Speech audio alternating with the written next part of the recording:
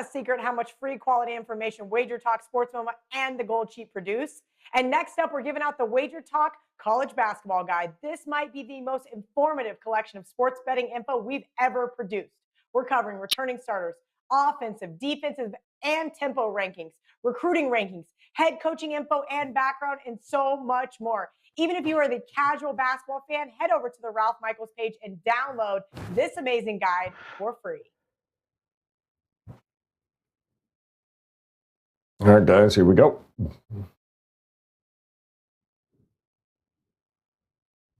And welcome in. It is another edition of the College Basketball WagerTalk.com. I'm Joe Raineri, and as always, joined by the legendary Ralph Michaels and the legendary Dave Koken here today.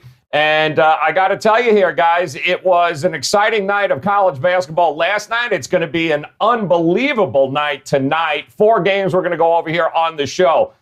We've got Furman, Cincinnati. We've got Oklahoma, Xavier, Indiana, Florida State, Boise State, BYU. We'll cover here, give you some of our best bets, what we think and what we like the most. Plus, got to let you know, Ralph's got a monster game of the month college basketball up at Wager Talk, and Dave's got a 3-pack of plays ready to rock and roll in college hoops today, right now at Wager Talk. So much to get to, and we'll start with, of course, like we usually do, guys, on some of the performers, some of what we saw yesterday. But Dave, you mentioned Tennessee on the show yesterday. It was a game you broke down, and for a first game of the season, they looked pretty impressive. Not bad. They're going to be a good team.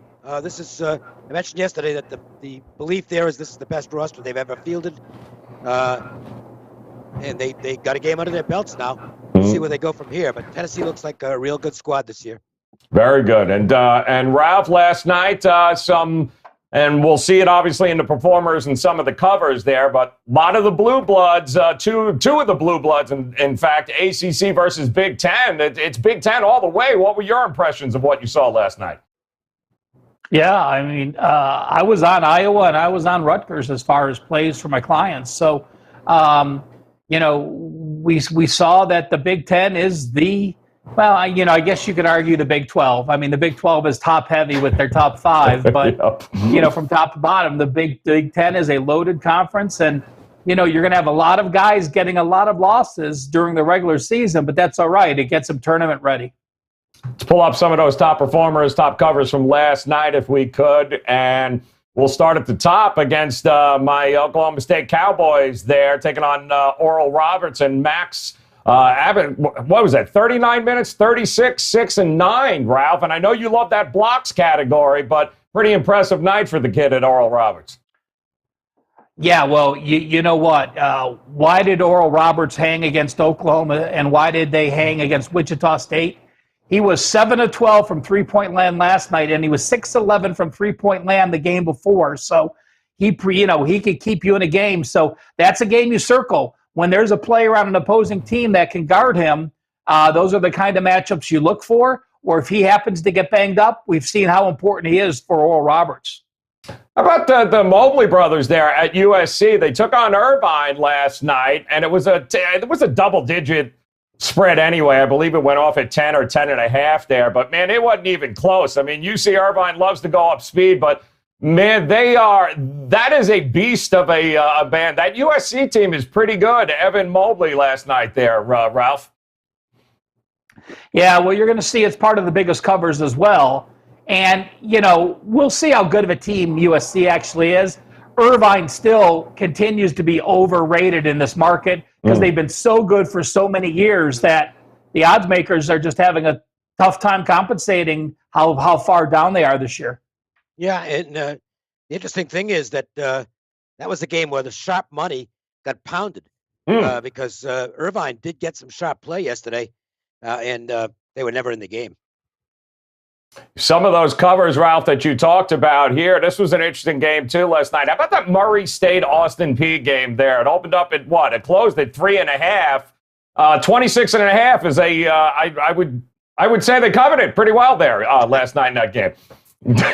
Yeah, well, I mean, the Penn State game jumps out at me. I mean, what Penn State did to Virginia Tech was, again, just shows how strong that Big Ten conference really is.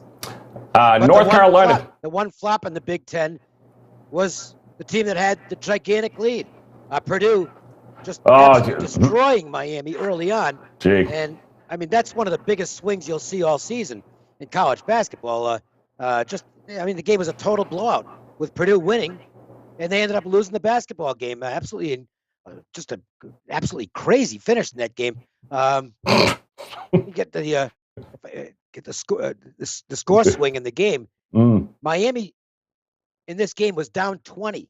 Yeah. They were down 32-12. Yeah. And they came back and won the game. That's a big comeback and a bad loss for Purdue. Yeah. Yeah. With smiling on the bench that his team could do that without him. So Joe and I were talking about it yesterday, and right before, thanks, guys. He was talking about, Mike's got ruled out, and oh my gosh, here we go, and Purdue's going to maul them, and they jump out to a 11-1 lead, and then.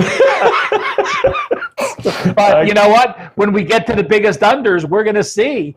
That game was a 58-54 that went under the total by 19 points. Yep. Purdue is going to go through some trouble scoring at times, and they showed it to us yesterday. Yeah. So foul trouble. A couple guys fouled out. About 3-4 minutes left to go, and it was a comedy of errors there at the end. 22%.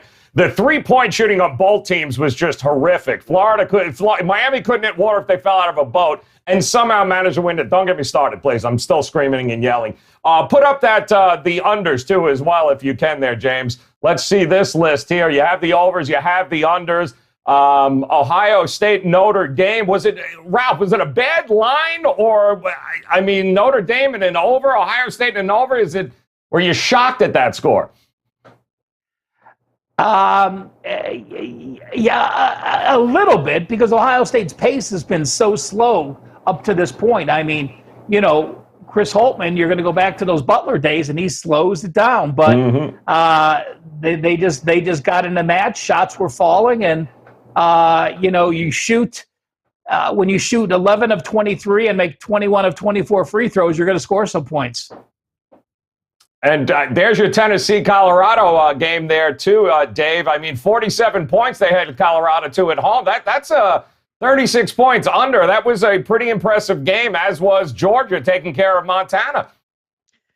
Yeah, look, Tennessee, again, it was their first game, and they weren't what we call razor sharp. They missed a lot of shots, actually, from in close. But they'll get better as the season goes along, as far as that goes. And we'll see more about them this weekend when they host Cincinnati.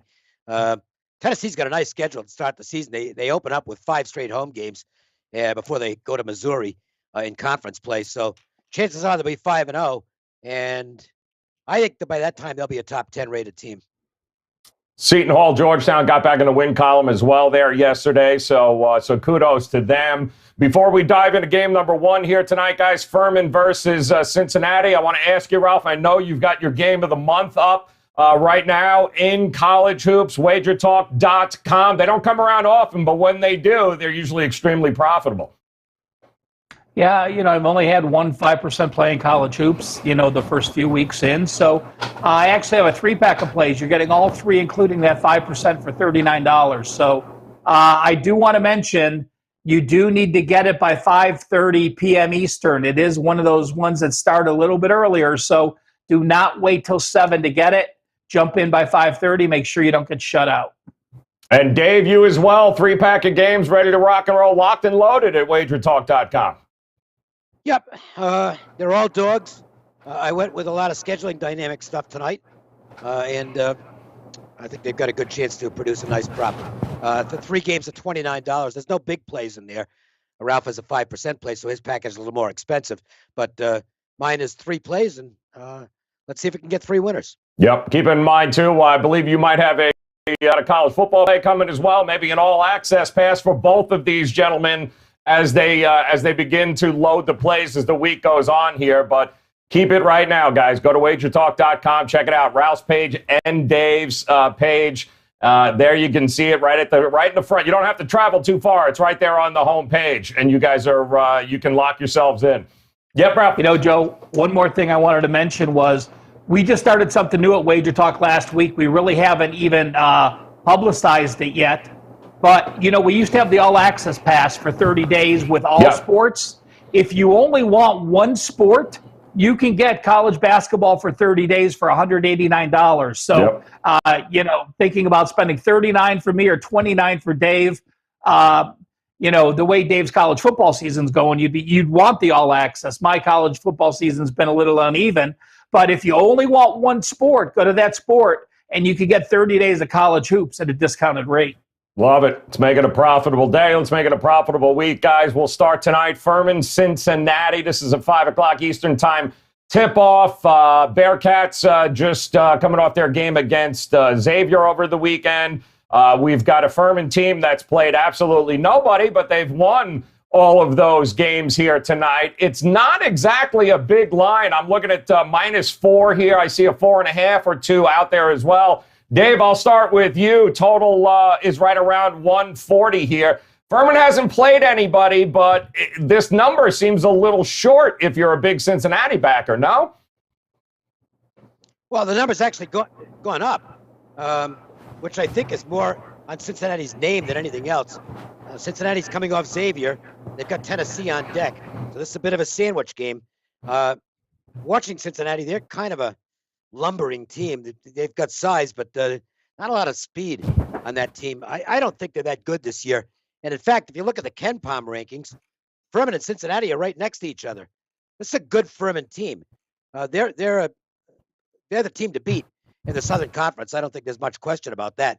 And they're also the type of team that come tournament time, if they make the NCAA tournament, they could be one of those teams that's really dangerous in the first round. This is a big game for them. It's a bigger game for Furman than it is for Tennessee. So, for Cincinnati. They've got their 2 big non-conference games, Cincinnati, and then next Tuesday, they play Alabama. Those are the 2 chances for them to make a little statement outside of the conference. I think Furman's got a real good chance in this game. I disagree with the line movement in this game. I think the betting market has it wrong. So, Ralph, we know Furman's got 5 players in averaging double digits so far here. We know that not exactly a great defensive effort from Cincinnati. They're allowing opponents to shoot just over 47% from the field here. Total aspect in this at 140, where do you see this landing?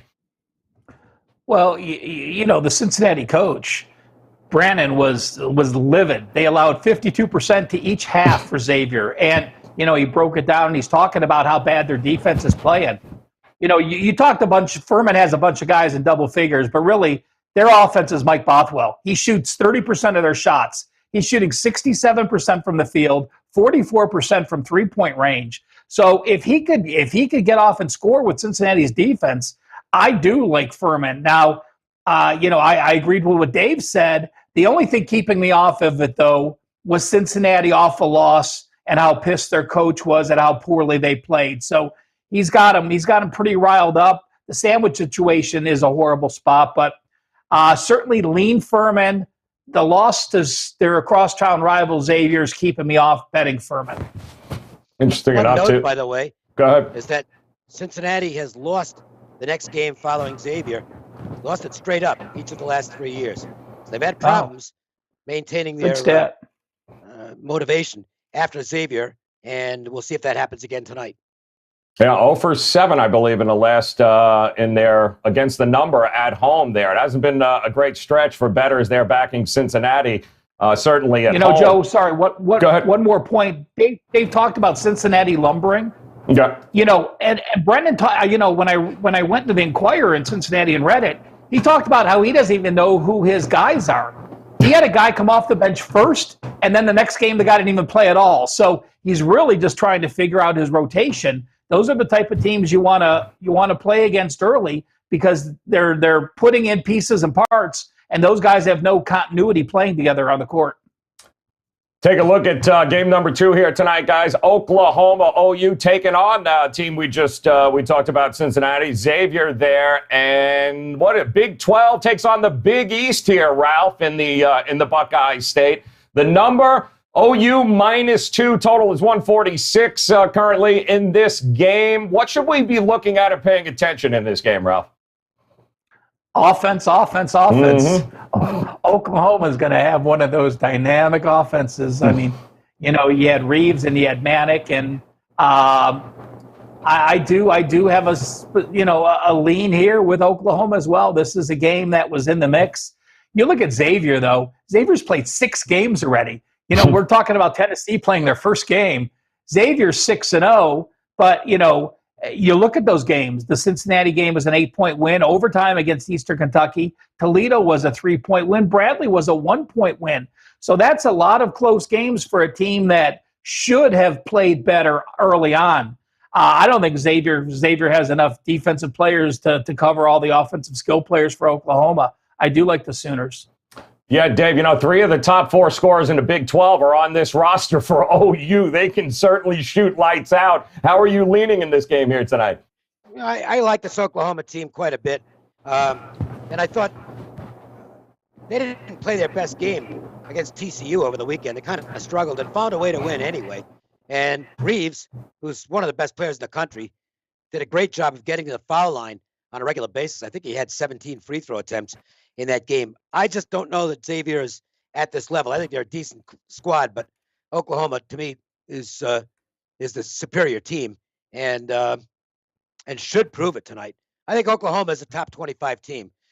I don't put Xavier anywhere near that. Xavier's not quite the same team, not quite the same program they were a couple of years ago. The total is interesting in that one too, Ralph. 146 over. It seems to be creeping up here. There can be some offense, maybe a little defense here. Is the over something we might want to take a look at in this game? Yeah, well, we just said Xavier shot over 50% both halves against Cincinnati. So, you think they're going to be able to get their points. And I think Oklahoma is going to get some margin on them. So, yeah, when I play the game out, I expect Oklahoma to reach 80, which would have me leaning with the over. Let's go over to Florida State, Tallahassee, and they'll be welcoming Indiana in this game here. Another one of those ACC Big Ten challenges. Dave, I'll start with you. Florida State, Leonard Hamilton at home has been nearly unstoppable over the last couple of years here. Does Indiana, in your mind, have enough to be able to come into Tallahassee and take care of business? I think it's a really tough game. One thing on Indiana is that they haven't been very consistent so far. We've seen Indiana at their best, and we've seen Indiana at less than their best. And, you have to guess which one is going to show up. Athletically, Florida State will have the advantage. Florida State always has an advantage over almost every team they face from an athletic standpoint. So Indiana's got to find a way to not let this turn into a track meet. I think if it's a high-scoring game, that's bad news for Indiana. If Indiana can control the tempo a little bit, and they're not, by no means is Indiana going to play a snail's pace because they're a pretty fast-paced team themselves. But, well, no, I shouldn't say that. They're not really that fast-paced. That to me actually will be the key in this game is who does control the pace. Indiana doesn't want to play at a really fast clip, and Florida State does. Florida State wants to push the ball as much as possible and let their athletes get out and do their thing. Indiana's played a lot tougher schedule so far, and that could be a factor that plays to their advantage here. They've played some really good opponents. Florida State has played North Florida, which isn't anything, and that's it. I think if Florida State is going to have a tough time pulling this one out. I lean the Indiana way. Ralph, it's funny. Ken Palm's got this game 71-69, but the interesting stat that stuck out to me is you're looking at a Hoosiers team that gets more than 50% of their total points from inside the arc. But when we look at this veteran Florida State team, they are the 4th best 2-point defense in the country here. It's going to be a tough job for Indiana here. Well, but one asterisk. Sure. That number was against North Florida. Right. North Florida, yes. Yeah. What is that? Well, Leonard Hamilton at home with these kids, they are long, they are lengthy, and they have depth once again there at Florida State. I'm assuming, I don't have this stat, I'm assuming they are the tallest team. When your shortest player is 6'5", your guards are 6'5", Wilkes is 6'8", Barnes is 6'9", and Koprivica is 7'1". I mean, they have the size to match up with anyone, and that's where I think they have the edge against Indiana. Indiana, we saw them use their size early to get a couple wins, but this is the team that comes in waves. I mean, Hamilton usually always has 8 or 9 or 10 players, so can they be ready? Can they be prepared to play a big game with having nothing under their belt where Indiana's faced 3 opponents? I think so. And, I'm going to steal a line from Teddy on Wager Talk today, because this was Teddy's big game breakdown, and I was listening to it prior to going on the show. He talked about how Hamilton really talked, and this Florida State team really talked about how they remember that Indiana lost last year, that 80-64 loss, and it was their one non-conference loss in an 18-game stretch, their only loss, and they remember it. So if a team really is hungrier than the other, and is more talented and has more depth, I would lean with the Seminoles tonight. Interesting too, Rod. Just confirmed, Ken Palm. Yes, they are the number one. They are number one from a size advantage. They've got the tallest team in the country. Florida State does. So spot on with that. 9 o'clock, guys. That game is going to tip off. At the same time, there'll be one happening, Boise State versus BYU, one of the other late games here tonight. They're going to be traveling to Provo, Utah, that being the Boise State Broncos here. Let me see if I can pull this up. The line is 4.5, 4.5 for Boise State right now. Total is 142. Dave, I'll go to you here. BYU, some people think maybe even still a little underrated with this team this year. How do you see it? No, I don't think they're underrated at all. I think BYU is down quite a ways from last year. They were a really good program a year ago. That was a top 20 program. They're nowhere near that this year. They just don't have the same makeup as they've had the past couple of years. And they might get better as time goes on. I think Mark Pope's doing a nice job since he took over as the head coach. But I think BYU is going to go through some growing pains early. I think Boise has a really good chance in this game tonight. They're not the most trustworthy team at times on the road, but to me, this looks like a toss-up game. BYU, I guess, rates the favorites role, but not by much. To me, right number here is about 2. You're getting a little more than that. I didn't put Boise on my card, but it was kind of like the next game on the list. Then I just didn't want to go deeper than 3. But I like Boise. I think they've got a real good chance here. Interesting, Rob. BYU, back-to-back victories, St. John's and Utah State. Both of those games were on the road here. And how do you see it? Do you agree with Dave here that maybe a little overvalued in this point at home in this game? You're 5-1, and people remember that. And, you did lose to USC by 26, which was the top game you played. But you beat St. John's, you beat Utah State. Utah State's pretty much even with BYU in my power ratings. I'm going to agree with Dave on this one. I do like Boise. And, while you look at what they lost, you got to remember the guys that they brought in. Xavier, their point guard, was a 2-year starting point guard at Portland who played against BYU for those years. He sat out here last year. You got an Arizona 5-star recruit in a cot that's come in. He just got into their rotation. An East Tennessee transfer. So they've got in Armis, they've got so much talent that they brought in, and it's the right kind of talent. Remember, you can get some transfers that were only eligible this year that didn't practice, or you get a transfer like Marcus Shaver, who played this level of competition, was a 2-year starting point guard, practiced with the team last year, and now he's taking over. To me, I have Boise as the better team, and I think they win this. I'm like Dave. I stopped at 3 plays today, but listening to Dave and listening to myself talk, I might end up adding one more play to my card. That's what this show is all about, guys. Hell, even the guys up here on the panel have it hits you in the ear, Dave, and you go, didn't think of that. And one other note, by the way, it's kind of a sandwich for BYU. Now, they do have a revenge motive from last year. I think they lost in overtime to the Broncos last year, but they're between Utah State and Utah on Saturday, so it's a little bit of a sandwich. I'm with you. I might send this out as a little bonus free play on Boise State plus the points. Gotta love it, guys. Don't forget, Ralph, 5% play in college basketball up just his second of the season is up at Wager Talk. Dave has a 3-pack of games as well, ready to rock and roll at WagerTalk.com, and you may just happen to find an extra play in there over the next hour or so if you guys head over and grab yourself an all-access pass. Let's talk some of the favorite plays here, Ralph. We like to pick a dog. We like to pick a game that we circled here. What is your game that you circled here that you'd like to break down? I'm going to bring the gold sheet in again first, Love Joe, it. and do a gold sheet play of the day. And like I said, I love the new format. If you look on the bottom, you see the last 3 games they've played. You see the previous meetings. And the play of the day I picked out is Washington State. They have a projected score of 76-53. We won't break that down, but I will post it on Twitter. So if you do want to read the write-up, look at everything you're getting for every gold sheet game. Now, I do want to say, I'm looking at the gold sheet today. They have 6 write-ups. So you're not getting a total write-up in every game, but they have 6 games written up, and then you are getting all the statistical information for the rest of the cards. So every game does not have a write-up, but certainly you're getting quality write-ups on the games they like. Well, Joe, I could have mentioned, I'm not gonna use Boise as a play, although I should.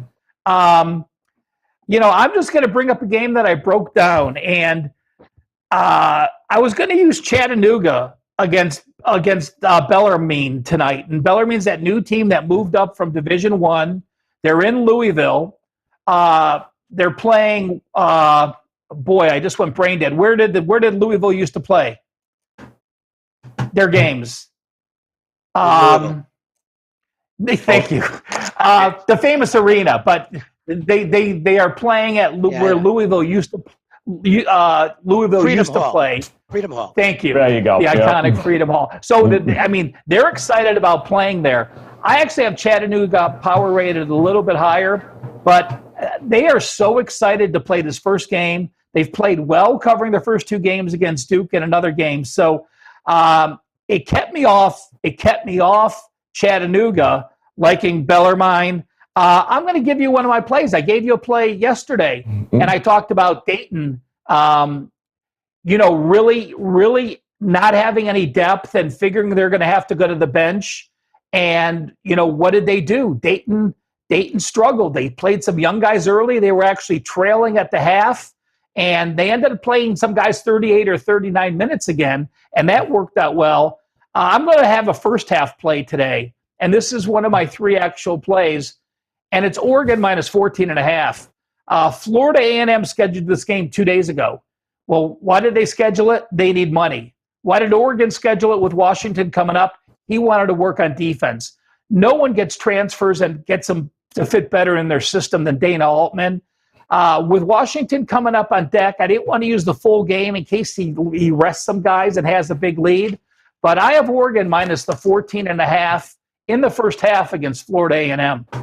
How can you forget the KFC Yum Center? What's wrong with you, Ralph? That's where they play now, but they used to play at Freedom Hall. I know. So. You go from Freedom Hall to KFC Yum. It's very strange. Dave, let's go to you. Let's turn to you. A dog or a play that you circled on here that we can break down here tonight? It didn't make my card, but this is a team that I'm going to be looking to play on this season. That's Wyoming. Tremendous coaching upgrade with Edwards, who just wasn't very good, being replaced by Jeff Linder, the former Northern Colorado coach. And we've already seen this Wyoming team has improved considerably from what we've seen the last couple of years. I think they're going to keep getting better. Linder just dominated Denver when he was the head coach at Northern Colorado. Might see the same thing here.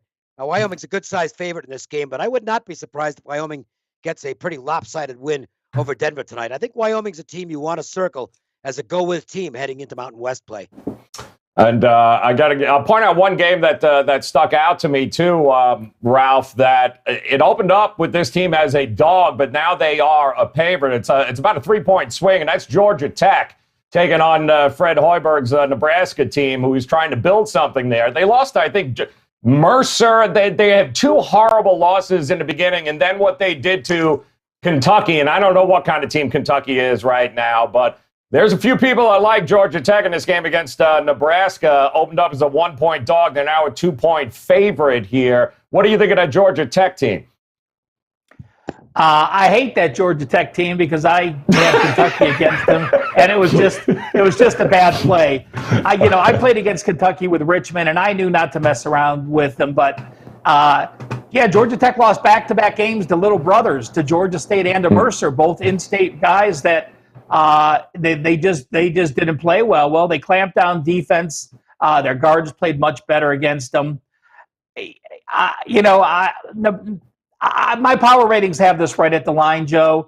And if I had a pick, I would say right now, with the way the Big Ten's looking compared to Georgia Tech, I think Georgia Tech is off that Kentucky win.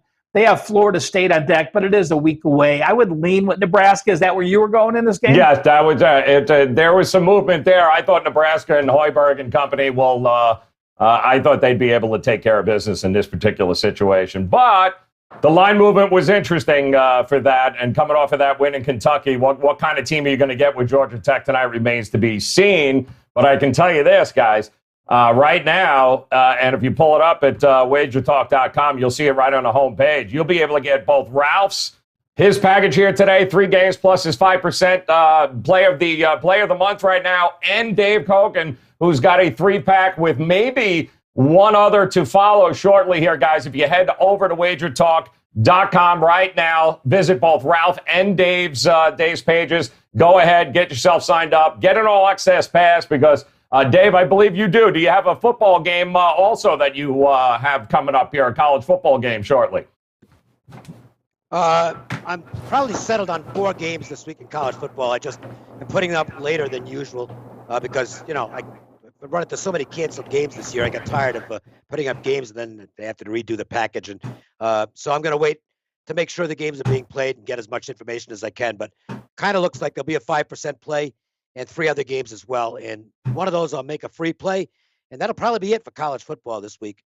Love it, guys. All access pass, the way to go for both Ralph and Dave. Make sure you like this. Make sure you go ahead and hit that little bell in the upper right-hand corner. Subscribe to the channel. Get notified every time we do go live here. We're going to be doing this Monday through Friday. He is Dave Koken. That's Ralph Michaels. I'm Joe Raineri. I want to thank you guys very much for coming by. Like it, subscribe, make it a profitable night in college basketball. Come back and join us again tomorrow. Thanks for stopping by, guys. We'll talk again soon.